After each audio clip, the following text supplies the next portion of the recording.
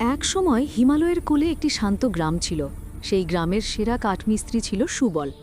সুবল তার কাজের জন্য বিখ্যাত ছিল। তার হাতের তৈরি আসবাবপত্র হতো শিল্পের মতো। কিন্তু সম্প্রতি সুবল এক অদ্ভুত সমস্যায় ভুগছিল। সে সবকিছু ভুলে যেতে শুরু করেছিল।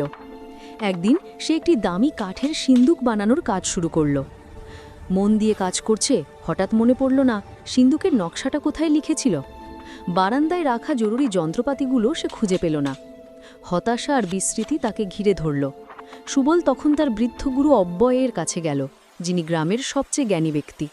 সুবল দুহাত জোর করে বলল, গুরুদেব, আমার স্মৃতি আমাকে ছেড়ে যাচ্ছে, আমার জ্ঞান ম্লান হয়ে আসছে, অথচ আমি এই সিন্দুক তৈরির কাজে সমস্ত মন দিতে চাই, যাহা আমার বংশের সেরা কাজ হবে। গুরু অব্যয় মৃদু হাসলেন।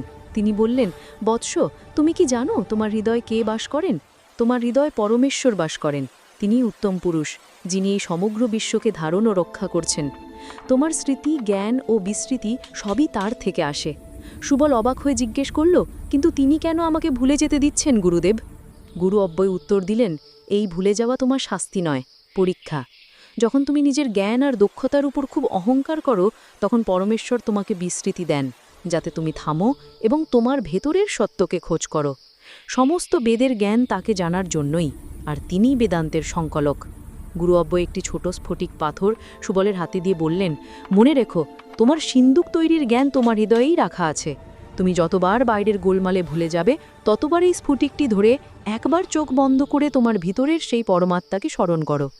তিনিই তোমার ভেতরের জ্ঞানকে আবার জাগিয়ে তুলবেন। সুবল গুরুর কথা মতো সেই স্ফটিক নিয়ে কাজে ফিরে গেল।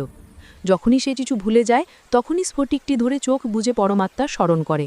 বিস্ময়করভাবে প্রতিটি স্মরণের পর তার মন শান্ত হতো এবং প্রয়োজনীয় জ্ঞান, নকশা কিংবা যন্ত্রপাতির কথা তার মনে পড়ে যেত। সে বুঝতে পারল, তার ভেতরের সেই অব্যয় ঈশ্বরই তার সব জ্ঞানের উৎস। আর সেই জ্ঞানকে জাগাতে হলে বাইরের অস্থিরতা নয়, ভেতরের গভীরে প্রবেশ করতে হবে। সুবল শেষ পর্যন্ত সেই সিন্দুকটি তৈরি করল। সেটি ছিল তার বংশের সেরা কাজ। কিন্তু এবার সুবল আর অহংকারী হল না। সে বুঝল, সে কেবল একজন মাধ্যম, আসল কারিগর তো তার হৃদয়ের ভেতরের সেই পরমাত্মা।